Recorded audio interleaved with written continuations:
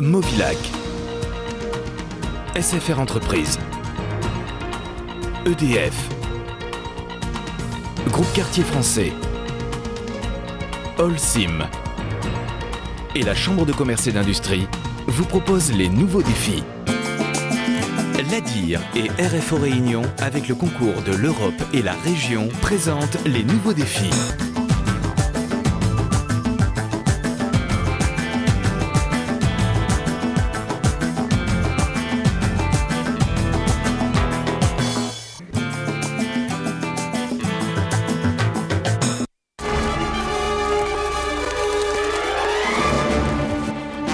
Voici Indiana George, géomètre expert de profession, chercheur non pas de trésors cachés, mais de bornes.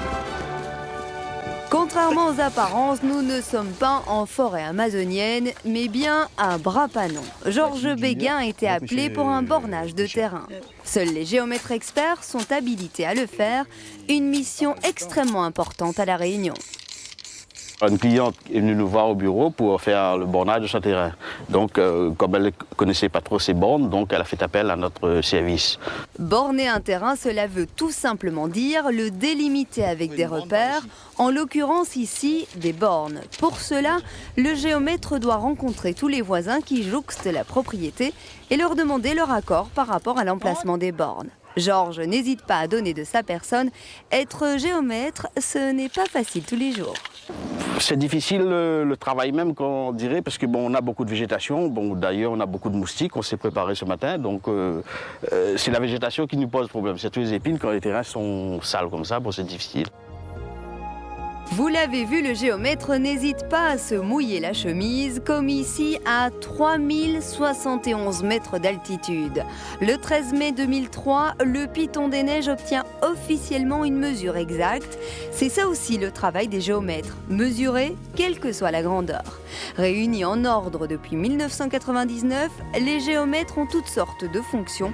Ils sont en quelque sorte les garants du patrimoine foncier. Le métier se divise en deux parties. La partie relevé topographique est une partie que tout le monde peut effectuer, même les géomètres qui ne sont pas inscrits d'autres. Et après, il y a la partie, tout ce qui est foncier, expertise, c'est-à-dire bornage, délimitation, partage, division, échange de terrain entre les différents propriétaires.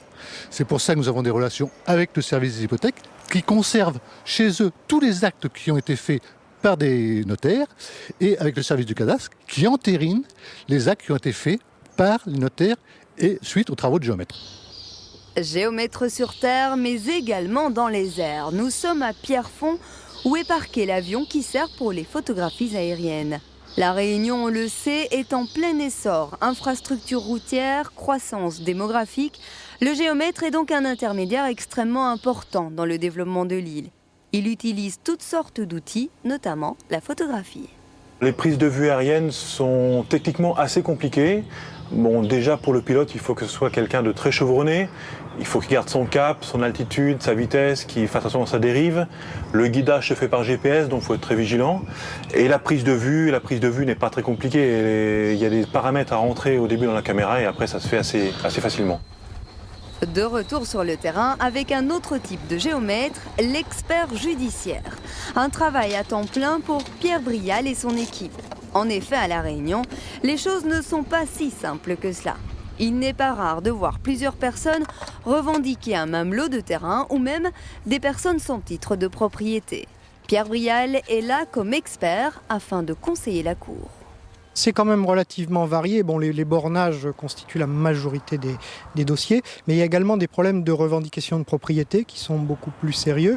Ça, ce sont des dossiers intéressants parce qu'on fait vraiment une recherche d'archives très poussée, on étudie des documents anciens, ce qui ne nous empêche pas après d'utiliser des techniques modernes comme le GPS pour pouvoir justement appliquer ces documents anciens sur le terrain. Donc là, c'est vraiment une enquête, un travail de détective en quelque sorte qui est vraiment intéressant.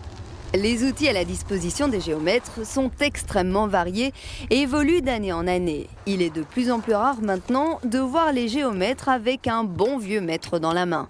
Ils utilisent plus fréquemment le théodolite, une sorte de lunette à infrarouge qui mesure les angles et les distances, ou comme ici, le GPS.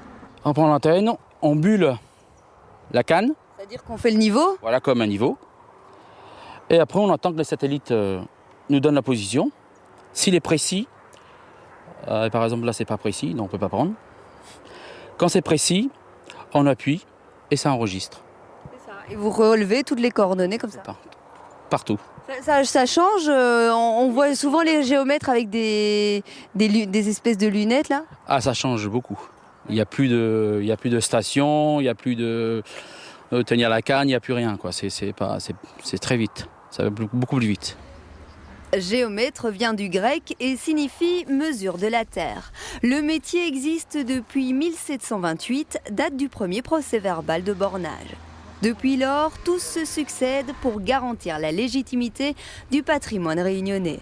Un métier passionnant qui allie l'histoire, la recherche, la logique, les mathématiques, mais aussi l'amour du grand air.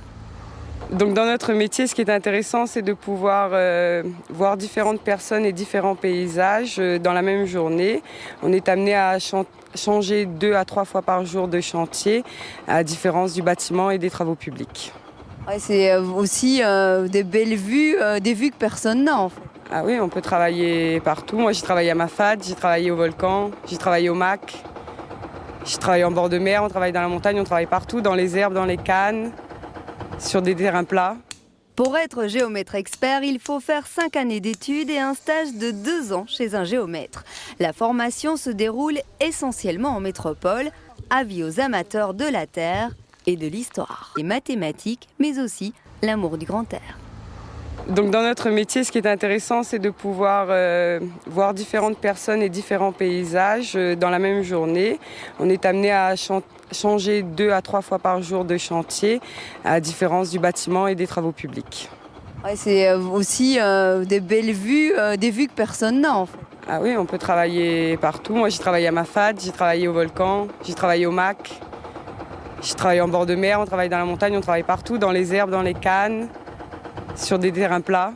Pour être géomètre expert, il faut faire 5 années d'études et un stage de 2 ans chez un géomètre. La formation se déroule essentiellement en métropole, avis aux amateurs de la terre et de l'histoire.